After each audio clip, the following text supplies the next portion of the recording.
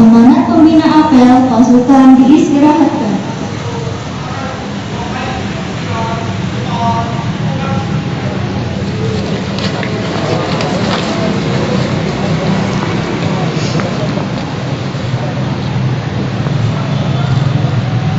Assalamualaikum warahmatullahi wabarakatuh.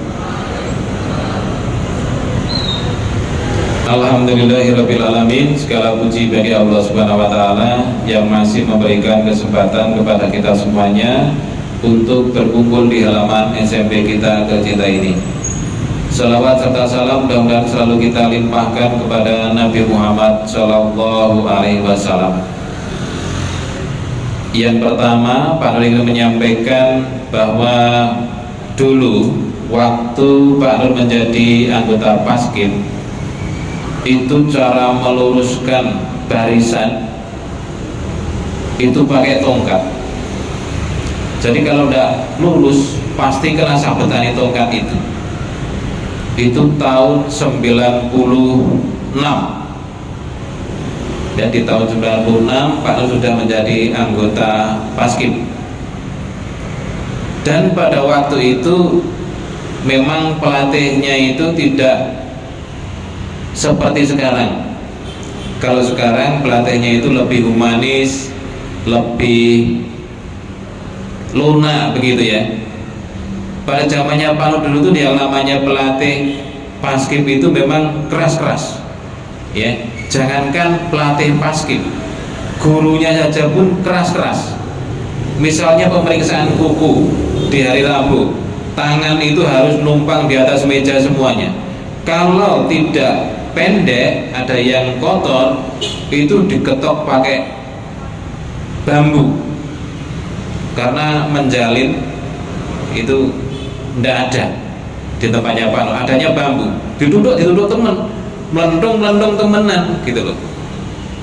Jangankan pelatih Paskim, gurunya sendiri juga seperti itu. Kemudian dulu itu ada yang dinamakan dijejer itu dikongkon ngadeg sing suwe banget. Misalnya disuruh mendefinisikan istilah-istilah dalam pelajaran IPA misalnya, ada 10 misalnya, diberi PR. Kemudian besoknya disuruh mendefinisikan, misalnya apa? Fotosintesis adalah, klorofil adalah, sampai 10. Yang tidak bisa dijejer itu dikongkon ngadeg, enek ngarepe papan tulis, suwi banget itu, suwi banget. Ada lagi dijejer itu pada waktu kebersihan kelasnya itu tidak terjaga. Dijejer itu dikongkon ngadeg enek ngarepe tiang bendera begini. Apakah Pak Nur pernah mengalami seperti itu? Pernah. Karena kebersihan kelas itu tugas kelompok. Nek kelompok yang malas-malas kabeh akan dijejer. Nah, kenapa sih kok seperti itu? Memang kalau Pak Nur nilai pendidikan zaman dulu itu memang gak ada kakian petengseng gitu loh ya, gak ada kakian ngomong, gak ada kakian teori, tetapi langsung tes, sehingga orang itu bisa langsung berpikir. Misalnya ketika berbaris diluruskan pakai tongkat, itu gak ada kakian ngomong ya, langsung ingat dengan sendirinya, oh nek lurus pasti tangan gue ingku melentung ke benjol, karena tongkat digini-gini kan meluruskan itu ya. Pada waktu itu belum ada variasi formasi.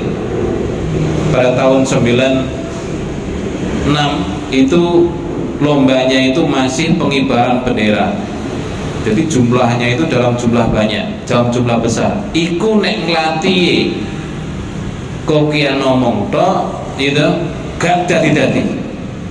Kemudian cara hadap kanan hadap kiri semuanya di sini ditali pakai isi bijinya salah dikai benang di dekone ini supaya apa? Kalau hadap kanan ini sampai terbang ininya, seret, biar kelihatan powernya dulu itu. Terus tangan ini tidak boleh buka, harus pegang uang koin atau kerikil. nggak boleh buka. Begitu buka apa Pak? Tendang kakinya, ditendang kakinya, didu karo sikile pelatihnya itu. Awal-awal Pak Nur melatih pas Garda itu juga didu sikile. Oh sing guyone tak du sikile karo sikile Pak Nur. Gitu. Tetapi dengan begitu pembelajaran yang namanya ilmu itu merasuknya itu begitu cepat, begitu cepat. Oh, aku nek gak ngene konsekuensinya ngene. Aku nek gak ngene konsekuensinya ngene. Luar biasa. Jadi ketika kita itu diperlakukan oleh bapak dan ibu guru itu sedikit keras, ya, itu adalah upaya supaya kita itu menjadi orang yang lebih baik. Nek Pak Nur yo gak kakean ngomong, misalnya disuruh menulis istighfar 150, iku kesel iku, gak ada kakean ngomong, gak ada kakean petengseng.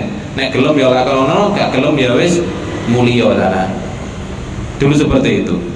Dulu Pak Nur pernah dihukum disuruh pulang SD kelas 4, ikut dikongkon bahasane kromo suket.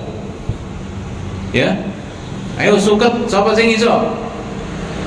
Pak Nur ini tidak tahu. Ketika nggak ada yang jawab, Pak Nur disuruh maju, kon bahasane kromo suket. Pak Nur tidak tahu. Dikongkon mulai. Ayo, goleki wong tua-tuane kono. Goleki basa kromone suket. Ternyata basa kromone suket itu rumput. Rumput basa kromone suket itu. Dari kelas 4 SD sampai sekarang masih ingat. Kenapa? Karena dhisik iku gak kakean ngomong gitu loh. Ya. Nek nuthuk kukune dituthuk temenan gitu loh. Umpamane arek diploneng-ploneng karo kapur gini-gini ya. Iku temenan iki. Kan papan tulis itu kan menghapusnya bukan ndak pakai apa? Menulisnya bukan pakai spidol, tetapi pakai kapur tulis itu. Diploneng-ploneng ini iki wis sampai mulai aja dilapi. Iku nggarai mancep yang ngutek temenan pelajaran itu. Itu perbedaannya dengan zaman sekarang. Kalau zaman sekarang ilmunya anak-anak itu ada di HP, ada di buku. HP ini gak ono, buku ini gak ono, hilang sudah. Kadang-kadang ada anak itu yang diterangkan misalnya tentang matematika, tentang agama, digawa mulai sepedaan itu mabur-mabur ilmu nih. Karena apa? Semakin anak-anak itu tidak tawadhu kepada gurunya, kalau rasa wedine, semakin dia itu usahanya semakin kecil. Ngono ya, dikai PR. Dhisik iku nek garap PR, awal-awalnya LKS itu zamannya Pak Nur SMP.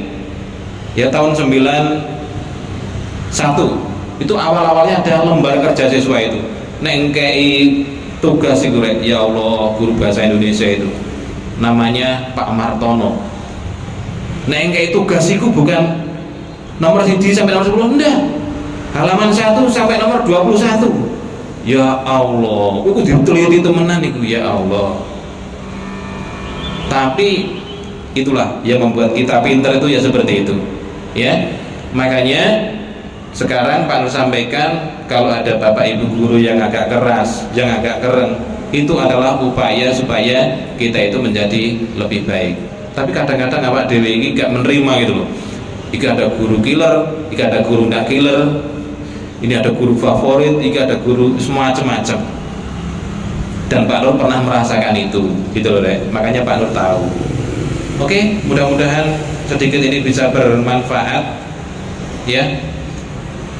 Berbaik sangkalah kepada gurumu supaya kamu bisa mendapatkan ilmu yang bermanfaat dan menjadi orang-orang yang sukses di dunia dan akhirat. Kurang lebihnya mohon maaf. Assalamualaikum warahmatullahi wabarakatuh.